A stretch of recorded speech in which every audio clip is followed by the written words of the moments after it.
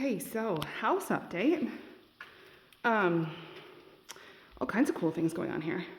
So they are in the middle of installing our cabinets. They're gonna come back tomorrow and get this done. But we have kitchen, there's our kitchen cabinets. Here's our pretty pendant lights Uncle Earl put up. All the electrical work is done. We have ceiling fans. Okay, this is not gonna be here, but there's my refrigerator. That is actually gonna go right here at the end. But we wanted it plugged in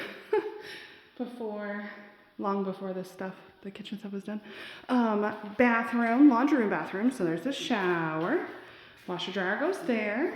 Got our sinks installed with the lights. There's the mirror that's getting put up. It's just not up yet. Yeah. So living room space, kitchen drawers. That's our loom. I have a picture of that somewhere. Yeah. Doors are getting the trim put on. Uncle Earl is just very busy. Hey, look, there's my stove. And there's my kitchen sink. But yeah, so bedroom, so door trims being put on, stuff like that. You've seen the wall color before, I'm not sure. But so the wall's kind of a brownish gray, and then this dark green wall. And then this is Uncle Earl and I's bedroom. And then here's a closet. So we did pocket doors. So you do that, there's the little knob that comes out, and then you open it up, and then you have a door. But because I'm real terrible, I don't really ever want my closet doors closed. I tend to just leave them open, but then this way, it has a door if I want to close it. And again, so yay. Yeah, so now it's just little things. We just gotta put like light plate covers on, stuff like that. And then bathroom. So we've got lights and vanity, and then the toilets right here, right? There's the mirror to be put up and the shower curtain to put up. There's our tub, shower. It's so big, you guys. I love it so much. But yeah, I just need like, important things like towel bars, place to put the towels, right? I already have my little table stored in here. So when you go to take a bath, you have a place to put your book, maybe a soothing beverage, for your nice relaxing bath. Just ideas for when you come visit. And then we've got, it's all a big workspace, but sewing room, my purple pink wall, which is wild. One of the boys slept in here for 4th of July weekend, and we just haven't got rid of the cot. It's kind of nice to just lay down and take a nap. Anyways, this also has the pocket door on this one. There is the big giant water heater that fills your bathtub. Yay! Uncle Earl's giant gun safe. Woohoo! Yeah, like I said, doors, closets, all the things. Putting the trim up. So that's Uncle Earl's hobby room. Okay, so this was kind of cool. So this is a rug loom. Let me see if I can open up the correct side. The cabinet guys put a cover on it. But yeah, so maybe get a better video of this another time. But you make rugs, so it's weaving. I'm sure you guys have done some basic weaving before, but you've got all those threads, and then this part is the part that moves to tamp it down, and there's how you thread the fabric through. We will definitely do stuff with that when you come visit, but yeah, how cool is that? It belonged to my sister-in-law's grandmother, and then to her uncle, which would be said grandmother's son, but he's gotten quite old, and they're selling, he still owned his house and his grandmother's house, but they were moving into an apartment just because they're older and it's that time in life. And so, so they were selling, and they were like, well, we can sell this, but they kind of didn't want to. They wanted to give it to someone who's actually going to use it, and they'd like to know, like, kind of people or whoever. So my sister-in-law was like, hey, I met Amanda and Earl would love this because, we do all the things, and they're not wrong. The only thing is it's enormous. So it's just gonna live in the living room, and we're all gonna learn how to weave rugs. And so, maybe we'll just everybody gets rugs for Christmas. I don't know. But anyways, yes, this is where we're at. It's looking amazing with the countertops put in. It just really feels like a kitchen. It's awesome outside. You kind of can't tell. But like Uncle Earl made this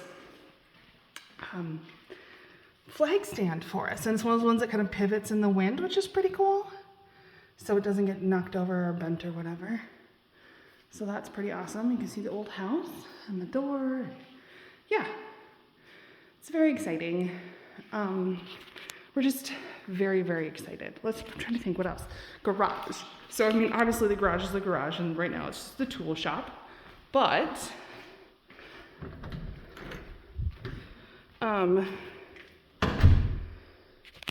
we're getting there. We've had some wood stored for windowsills and all the things. But biggest thing we need to do right now is we need to finish mudding the ceiling so that we can paint the walls and move stuff. Because like the freezers in the old garage come over here, and there's some other stuff. Uncle Earl's working on lights right now. We have our electrical room. So we've got all this stuff is done, which was a wild ride.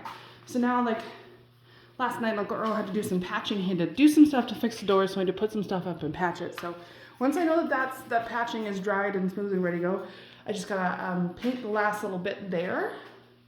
So you can kind of see there's some paint here, but we gotta finish painting this. And then we can take all the plastic off the doors, which will be nice.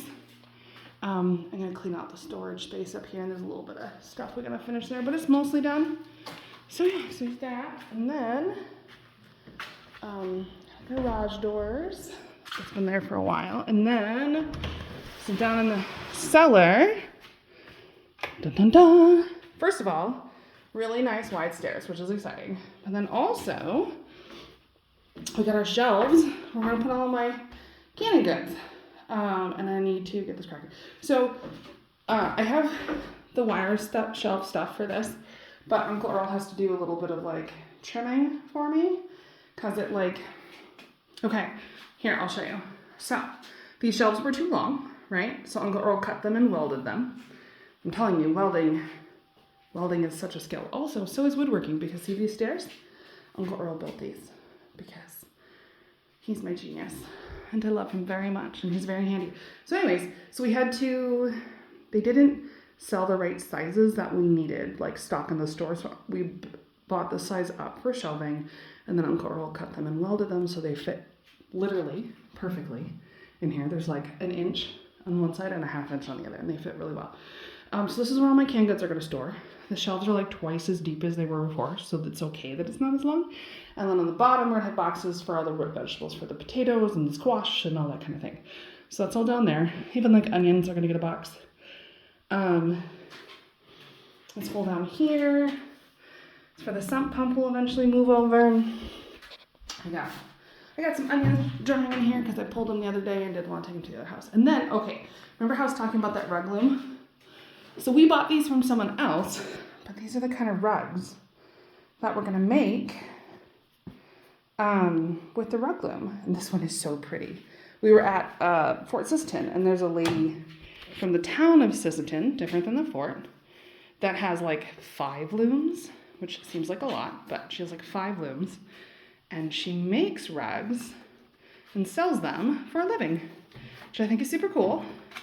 So we bought a couple. This is the one that I bought. I'm eventually going to put it into my sewing room, but for now, it's going to go into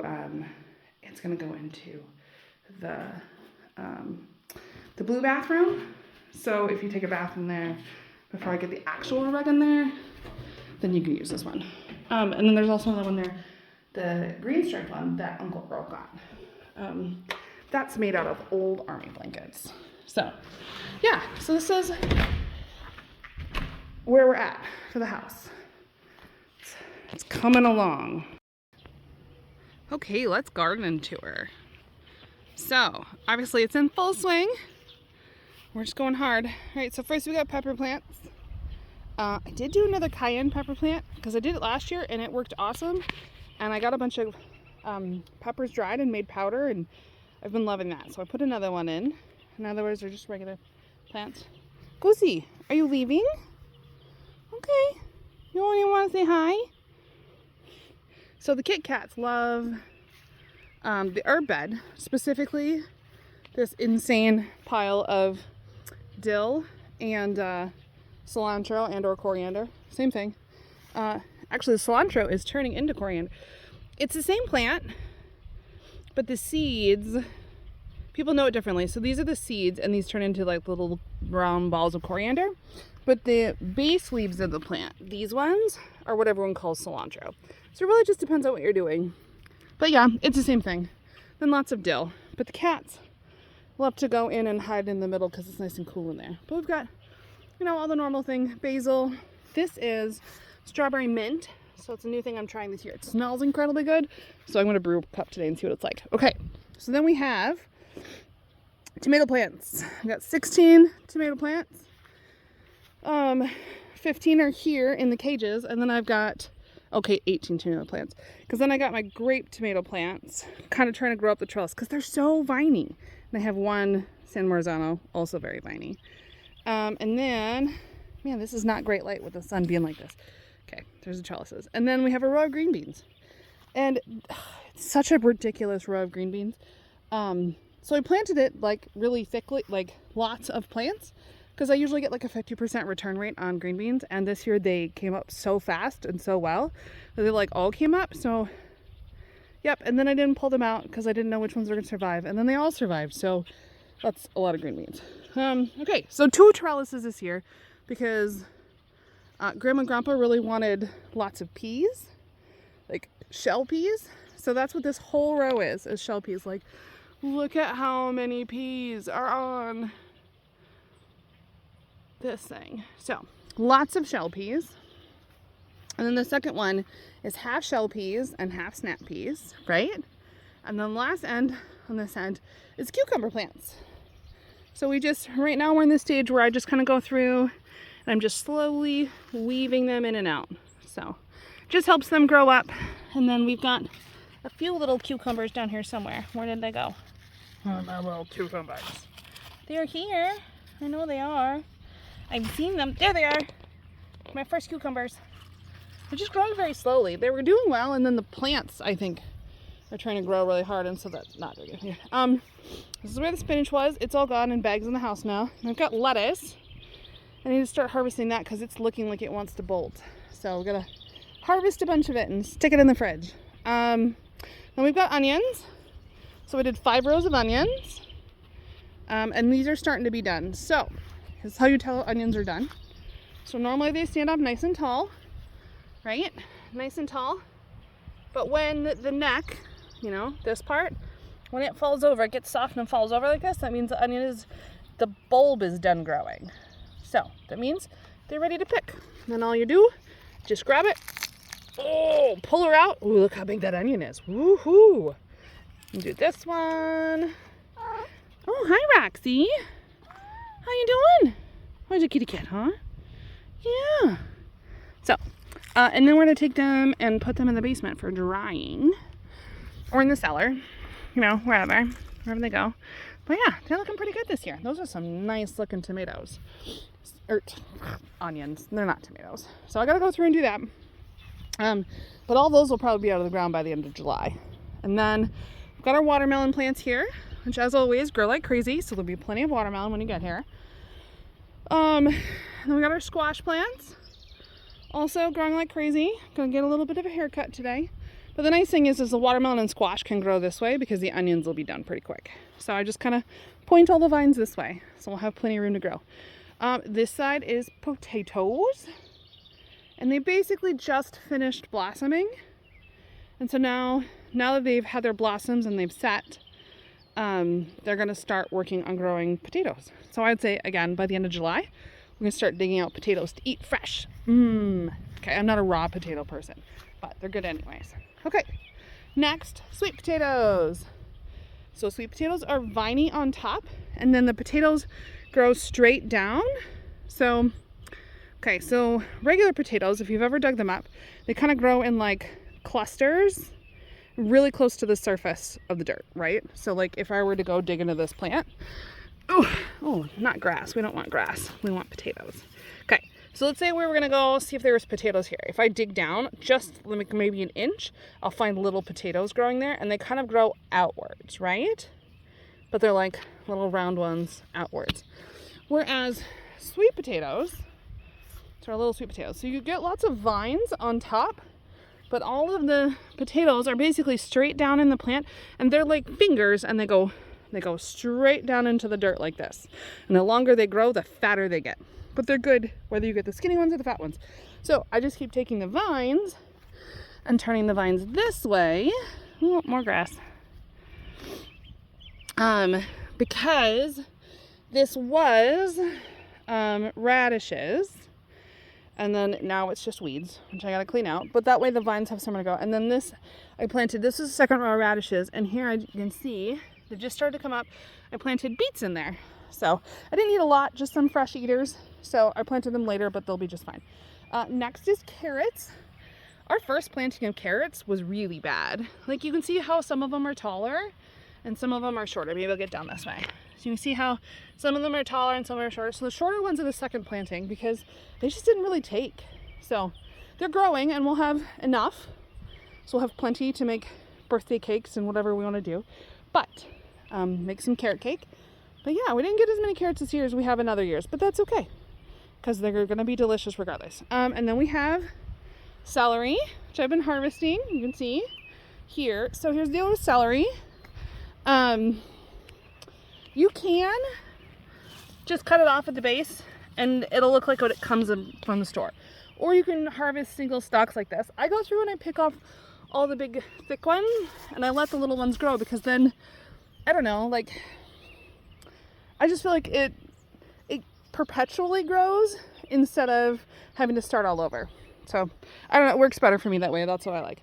I did harvest some broccoli today, but these ones aren't quite ready, so I left them for another couple of days. But yeah, so broccoli. There's a little bitty guy. Hi, guy. And then, so we got 8 broccoli plants. We got 8 cauliflower plants. Here, should I show you my cauliflower? Look at how pretty it is. Hello. Hello. And we have 4 Brussels sprout plants, which is like mini cabbages. And then we have our big cabbages, and they're looking gorgeous. More herbs back there. Lots of grass, but more herbs. But yeah, this is my 26 garden, and she's looking pretty good. I'm pretty happy with it. Me and Grandma and Grandpa worked really hard to get the grass down right away to keep the weeds at bay. So we get little ones, little viney guys. This stuff right here.